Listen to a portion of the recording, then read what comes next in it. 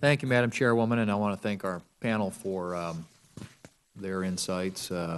I'm a big fan of science and technology and the advances that have been made there in terms of energy issues. I think it's dramatically changed and continues to change agriculture in rural America. And I think the question is, how do we, in this next Farm Bill, utilize reduced dollars that are available to fund the necessary research to promote the increased development and utilization of bio-based products and ensure a continued role for agriculture in sustainably lessening our dependence on foreign oil. And that's going to be extremely difficult because of the budgetary constraints that we're facing, and that's the challenge that we're going to have to deal with. And so, but it's pretty clear to me, Madam Chairwoman, that based on the testimony that we've received from the witnesses today here, that they're already moving rural America forward with a lot of these innovative common sense approaches to growing America's potential and to securing its sustainability.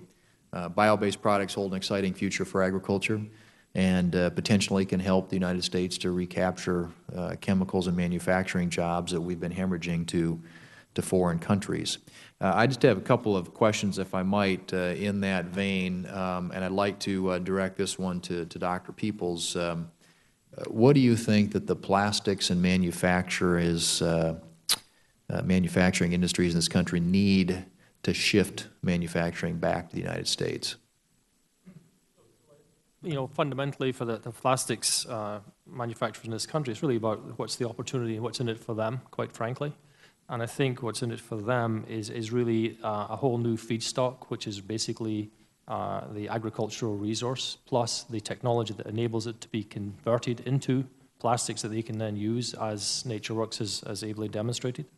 And so I think it's really about them recognizing that there are materials coming along which can do the job, that they're bio-based, that they're made in America based on American feedstocks using American employees. And I think it's a matter of them just recognizing that that's the case.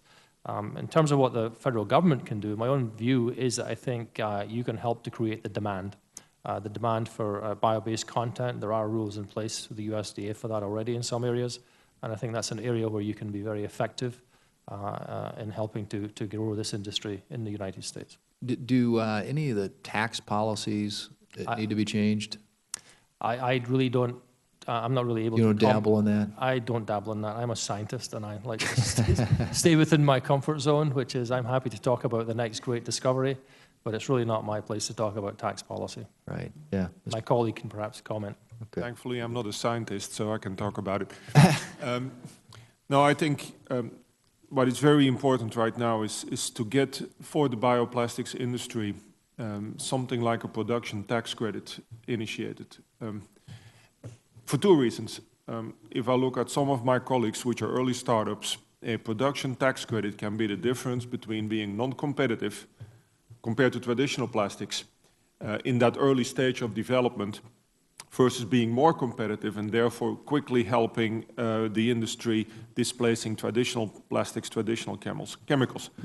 For a company like myself, like ourselves, NatureWorks, having a U.S. tax credit in place will make the U.S. more competitive versus foreign governments.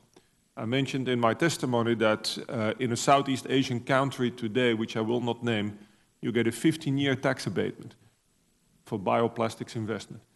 We're working in a global economy, we're working in a global business. So the US, for getting investments in the United States, will compete with those type of countries. So it will do two things, a production tax credit. It will help companies like NatureWorks, who are established, who are selling around the world, investing in the United States rather than somewhere else. For startups, it will make them more competitive out of the gate and therefore will help them grow quicker. Let me direct this question, if I might, to Mr. McIntosh. What commodity crop do you see as having the most potential to produce bio-based products?